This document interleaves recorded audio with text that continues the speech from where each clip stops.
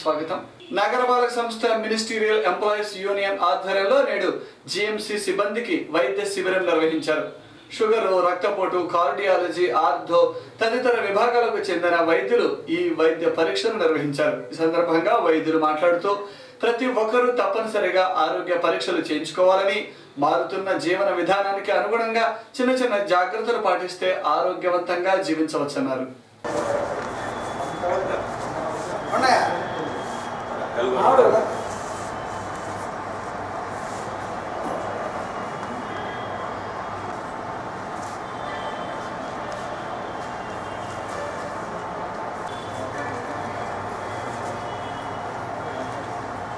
Employees BP ఉందని తెలియక, sugar ఉందని తెలియక నెగ్లెక్ట్ చేసి వాళ్ళు మెడికల్ అటెన్షన్ దగ్గరికి వచ్చేపాటికి బాగా చివరి స్టేజ్లో వస్తున్నారండి. అసలు బీపీ ఉంటే లక్షణాలు ఏంటి, షుగర్ ఉంటే లక్షణాలు ఏంటి, తీసుకోవాల్సిన జాగ్రత్తలు, ఎన్ని రోజులకు ఒకసారి బీపీ చెక్ చేయించుకోవాలి ఏంటి అనేది ఒక చిన్న అవగాహన కార్యక్రమంలాగా పెడదామని చెప్పి వచ్చాము. మాకు ఈ అవకాశాన్ని ఇచ్చిన మున్సిపల్ కమిషనర్ గారికి, మా మిత్రులు, సిబ్బందికి అందరికీ ధన్యవాదాలు తెలియజేసుకుంటాం. నగరపాలక సంస్థలో మినిస్ట్రియల్ ఎంప్లాయీస్ అసోసియేషన్ ఆధ్వర్యంలో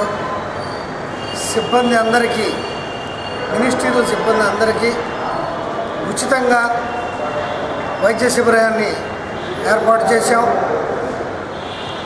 దీని అంతరార్థం ఈరోజు ప్రతి ఉద్యోగి నిత్య జీవితంలో ఎంతో ఎదకు, మానసిక ఒత్తిడులకు లోనవుతున్నారు.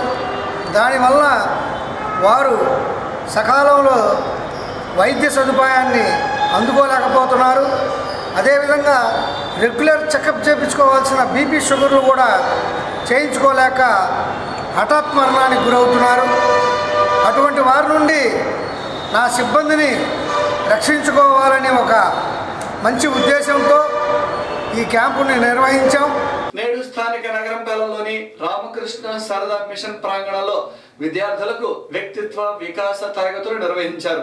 యువతలో నేడు ఎక్కువగా ఒత్తిడిని ఎదుర్కొంటున్న వారు అధికంగా ఉన్నారని, వీరిలో ఈ ఒత్తిడిని తొలగించి సక్రమమైన ఆలోచన విధానాన్ని పెంపొందించినట్లయితే వారు ఉన్నత స్థానాలకు చేరుకుంటారని, అందుకే విద్యార్థులకు ఈ తరగతులను ఏర్పాటు చేస్తున్నామని ఈ సందర్భంగా నిర్వాహకులు తెలిపారు.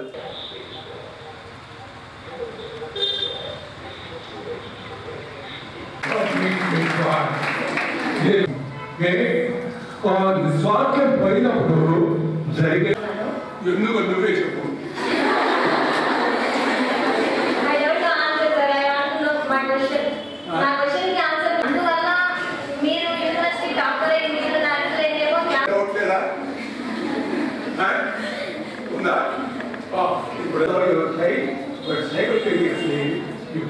నా పిల్లల తరఫున అర్పణ చేస్తున్నాను. ఒక చాలా శక్తి ఉన్నది.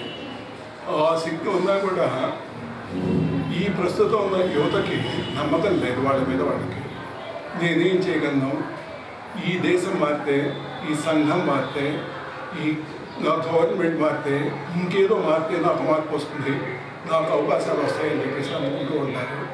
కానీ తనలో శక్తి ఉన్నది అని చెప్పేసి తెలుసుకోలేకుండా ఎక్కడెక్కడో బయటికి పోవడానికి ప్రయత్నం చేస్తున్నారు. ఇవాళ చెప్పిన విషయం ఏంటంటే, మీరందరూ ఆత్మశక్తి ఉన్నదని, ఆ ఆత్మశక్తి మీ అంతటా మీరే తెలుసుకోగలరని.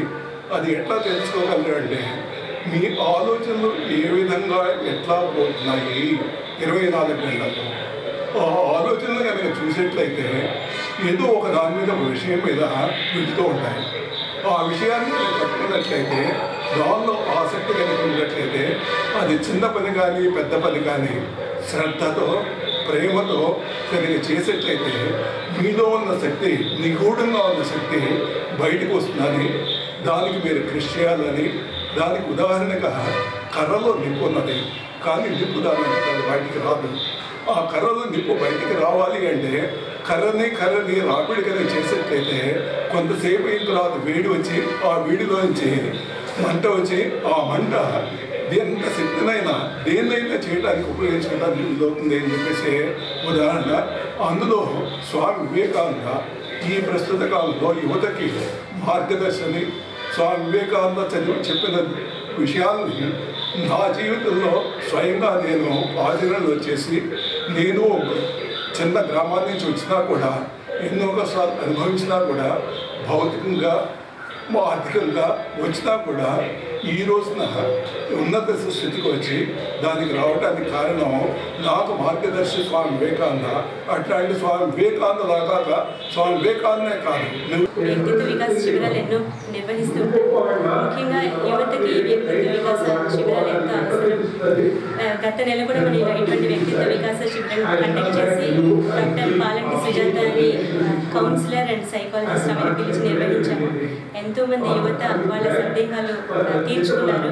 తర్వాత జీవితంలో వాళ్ళు ఎలా నిలబడాలి అన్న విషయం నేర్చుకున్నారు.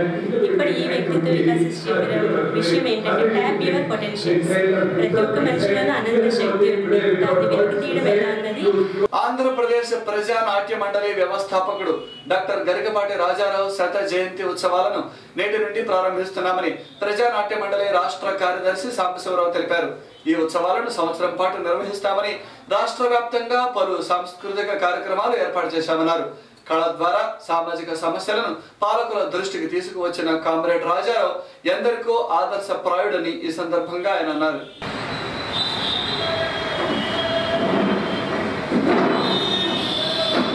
గరికపాటి రాజారావు జోహార్. కామ్రేడ్ గరికపాటి రాజారావు జోహార్. ప్రజాకళా తపస్వి కామ్రేడ్ గరికపాటి రాజారావు కళా తపస్వి, ఆంధ్రప్రదేశ్ ప్రజానాట్య మండలి వ్యవస్థాపకుడు డాక్టర్ గరికపాటి రాజారావు గారి శత జయంతి ఉత్సవాలు ఈ రోజు నుండి 2016 ఫిబ్రవరి 5వ తేదీ వరకు రాష్ట్ర వ్యాప్తంగా ఆంధ్రప్రదేశ్ ప్రజానాట్య మండలి తన కార్యక్రమాల్ని ఈ సంవత్సరం అంతా కూడా ఈ శత జయంతి ఉత్సవాలు జరపాలనే నిర్ణయం మేరకు ఈరోజు గుంటూరులో ఈ కార్యక్రమం జరుగుతున్నటువంటి విషయం మీ అందరికీ తెలుసు.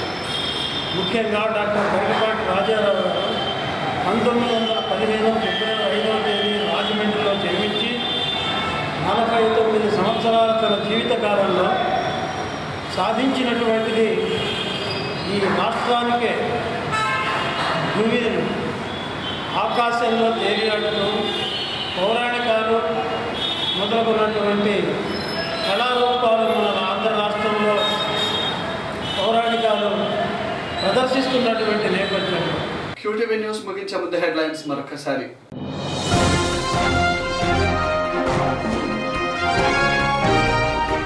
లాల్పురంలో 33/11 kV విద్యుత్ సబ్ స్టేషన్ కు శంకుస్థాపన చేసిన మంత్రి రావెల కిషోర్ బాబు.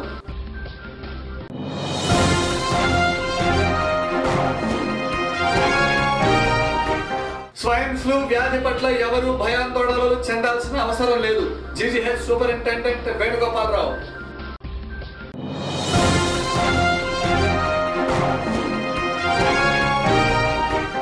వివిధ విభాగాలలో పనిచేయడం వలన సమగ్ర పనితీరు మెరుగుపరుచుకోవచ్చు, ఐజీ సంజయ్. ఇవి ఈ రోజు విశేషాలు. మరిన్ని వార్తలతో మళ్ళీ కలుద్దాం. నమస్కారం.